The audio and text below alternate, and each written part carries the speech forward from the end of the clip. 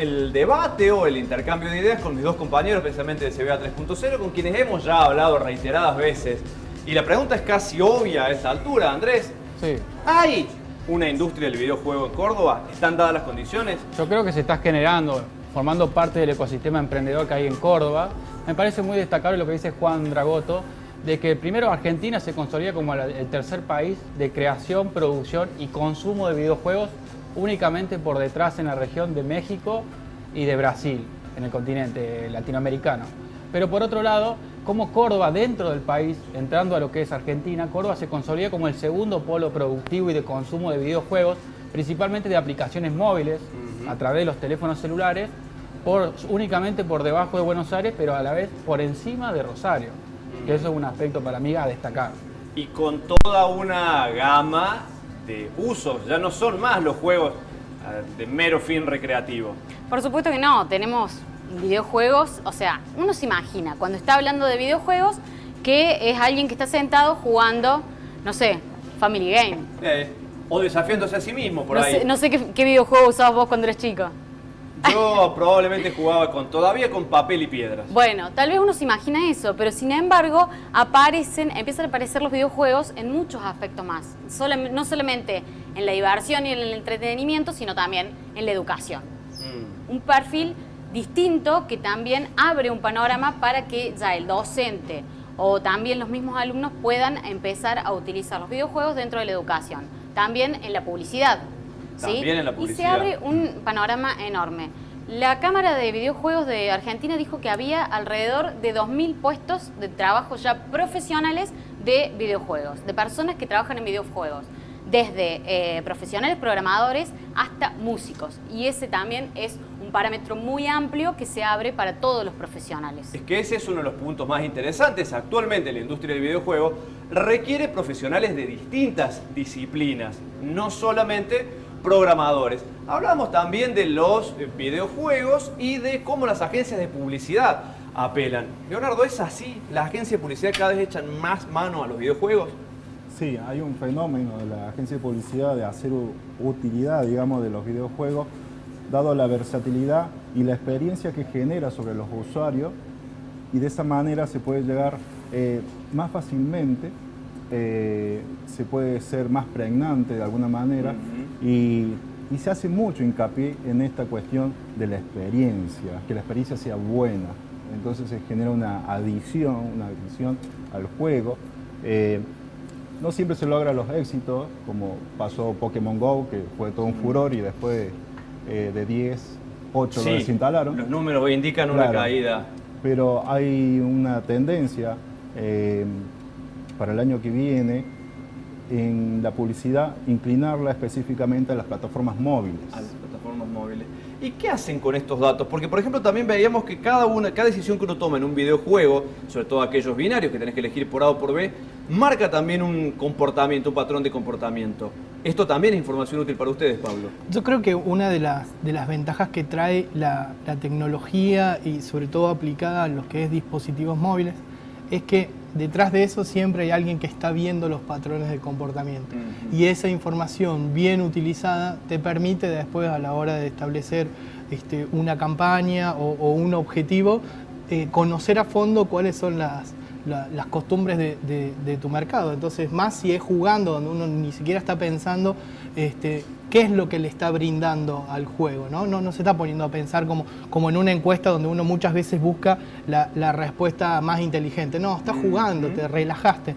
Y si uno es capaz de ahí estar obteniendo esa información, es mucho más valioso para el cliente que también se anime a hacer esto, porque más allá de que el cliente quiera tener un juego, a eso hay que aplicarle toda la estructura que está detrás del desarrollo de un juego para que trabaje con el cliente. Y llegando ya a la realidad de Córdoba, Manuel, en Córdoba también son cada vez más las empresas que se animan a lo que hace un tiempo el término Advert Game había que explicar qué era, y hoy por hoy creo que la mayoría ya se anima. Sí, hoy hay un mercado muy interesante de Advert Gaming.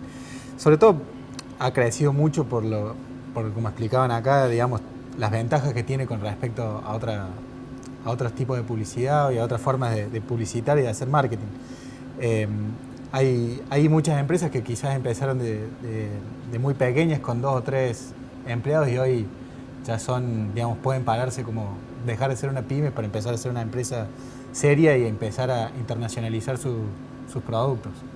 Internacionalizar los productos, algo que constituye una posibilidad sin duda para quienes estudian y desarrollan videojuegos, el caso de Mauricio Navaja, que ya están constituyendo en Córdoba, sería la sede local de la Asociación de Videojuegos.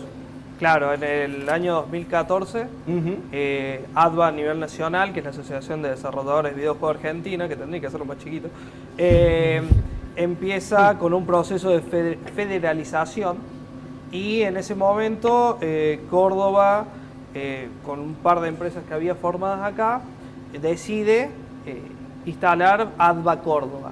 Y son los primeros pasos de la asociación a nivel nacional en Córdoba. Vos sos también cofundador de una empresa. Has escuchado a los periodistas que hablan de que existe un contexto favorable, has escuchado a la gente de las agencias de publicidad que lo ratifican. ¿Y ustedes cómo lo ven? ¿Ustedes cómo se sienten siendo un poco los actores centrales en esto? Yo veía el título ese, Industria o Diversión. Primeramente, eso es lo mejor que tiene esta industria, que es la industria del entretenimiento, es una industria creativa. El entretenimiento nunca va a morir. ¿Qué pasa con el segmento de videojuegos?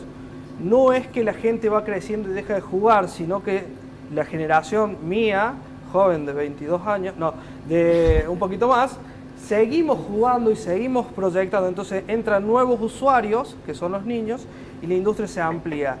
Córdoba se ve favorecida al tener lo que se llama en cualquier industria los 3 pilares, en donde tiene un sector privado que se venía conformando con un par de emprendimientos, el sector académico, donde bien decía Juan Dragotto, una de las principales instituciones académicas del país, con casi 400 alumnos, y otras universidades que también han lanzado diplomatura, como la Universidad Blas Pascal, que tiene una diplomatura en producción de videojuegos.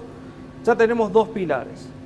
Tenemos una comunidad, que interesante, es una comunidad de casi 500 personas, 600 personas que están activamente, por ejemplo, Wilson Indie, hay otras comunidades que trabajan constantemente en a ver cómo podemos vivir de este industria. ¿Y qué faltaba? El sector público.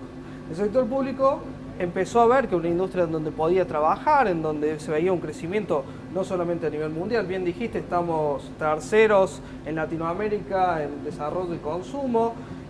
Es abismal la diferencia entre Brasil, México y Argentina. Uno es puesto 11, 13 y nosotros somos 22 a nivel de consumo. Tendrá que ver con el mercado también. El mercado, sí. Pero, por ejemplo, a diferencia de México, México tiene muchísimo consumo y no tanto desarrollo de videojuego interno. Nosotros tenemos mejor desarrollo en calidad y en cantidad que México, a nivel estadístico. ¿Te puedo hacer una pregunta? Sí.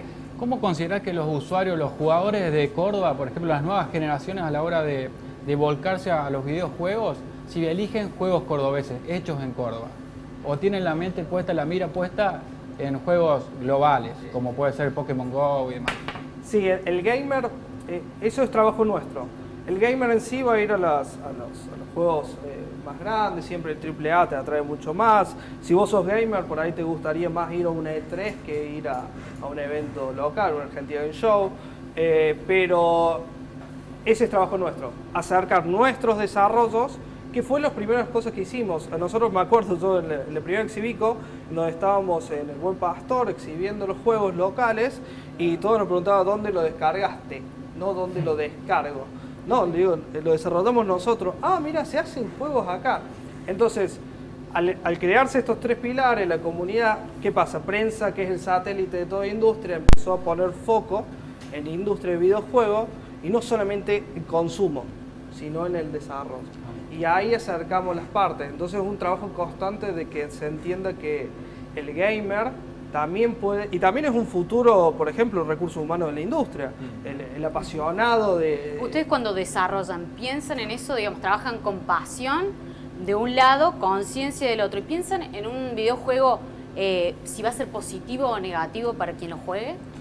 En el esquema, nosotros, particularmente la empresa, pensamos en la diversidad de ingresos que se puede dar al videojuego. Explicaba lo que eran Serious Game, que es gamification, lo que son Advert Games, Edutainment, todos son juegos aplicados a una actividad específica, en donde el juego lo que trabaja es, lo que dijeron ustedes que está bien, es la comunicación lateral. La persona se va entreteniendo y se va aprendiendo y vas comunicando algo.